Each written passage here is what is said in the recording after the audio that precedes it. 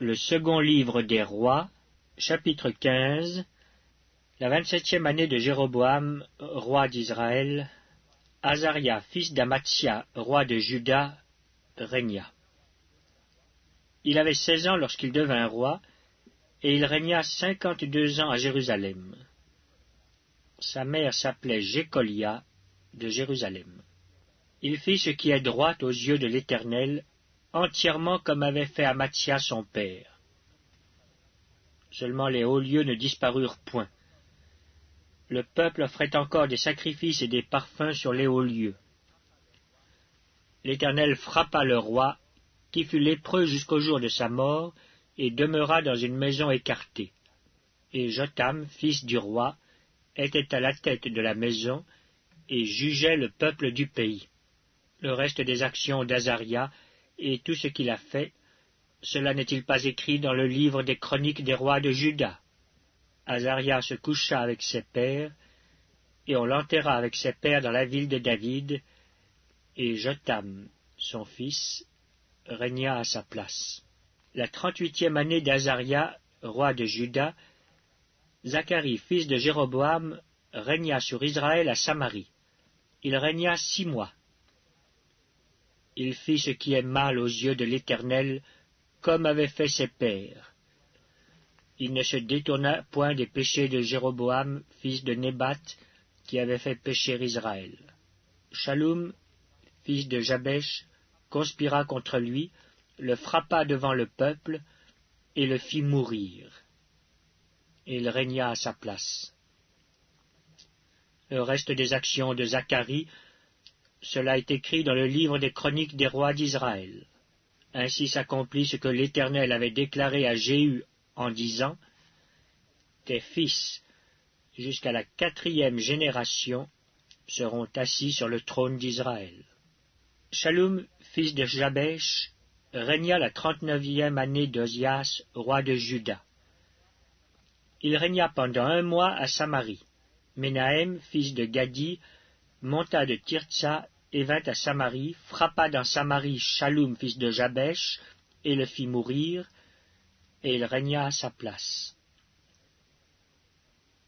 Le reste des actions de Shallum et la conspiration qu'il forma, cela est écrit dans le livre des chroniques des rois d'Israël.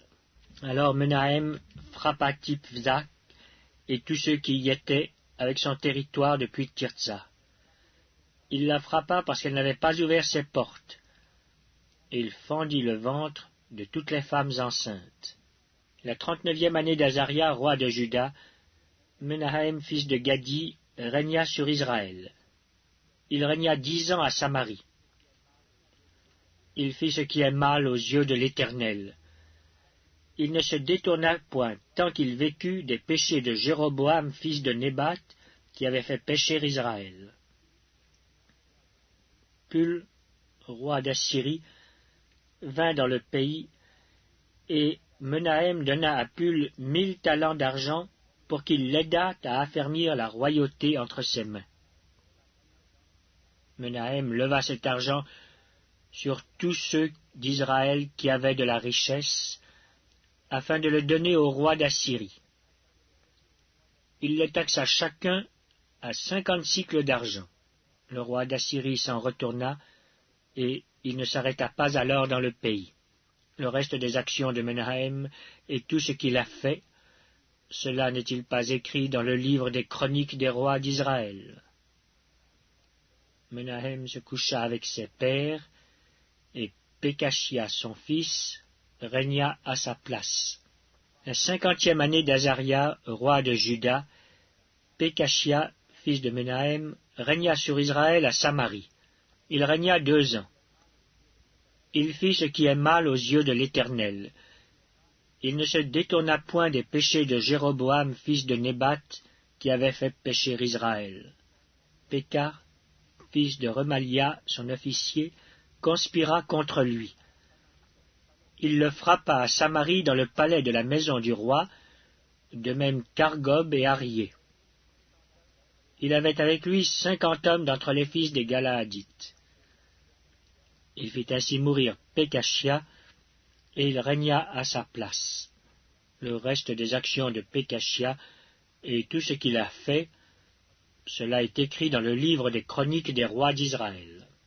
La 52e année d'Azaria, roi de Juda, Pécar, fils de Rémalia, régna sur Israël à Samarie. Il régna 20 ans. Il fit ce qui est mal aux yeux de l'Éternel. Il ne se détourna point des péchés de Jéroboam, fils de Nébat, qui avait fait pécher Israël.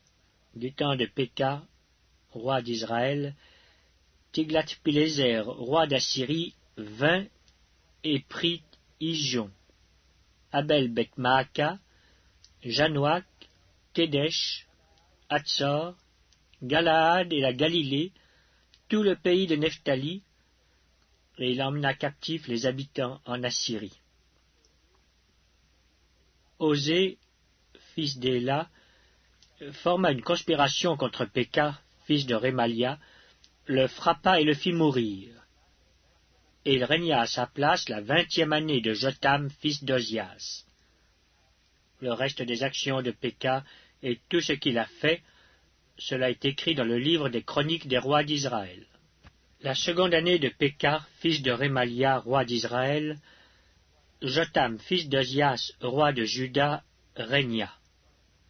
Il avait 25 ans lorsqu'il devint roi, et il régna 16 ans à Jérusalem. Sa mère s'appelait Jérusha, fille de Tsadok. Il fit ce qui est droit aux yeux de l'Éternel. Il agit entièrement comme avait agi Ozias, son père. Seulement les hauts lieux ne disparurent point. Le peuple offrait encore des sacrifices et des parfums sur les hauts lieux. Jotham bâtit la porte supérieure de la maison de l'Éternel. Le reste des actions de Jotham et tout ce qu'il a fait, cela n'est-il pas écrit dans le livre des chroniques des rois de Juda? Dans ce temps-là, l'Éternel commença à envoyer contre Juda Rétzin, roi de Syrie, et Péka, fils de Rémalia. Jotham se coucha avec ses pères, et il fut enterré avec ses pères dans la ville de David, son père. Et Akaz, son fils, régna à sa place.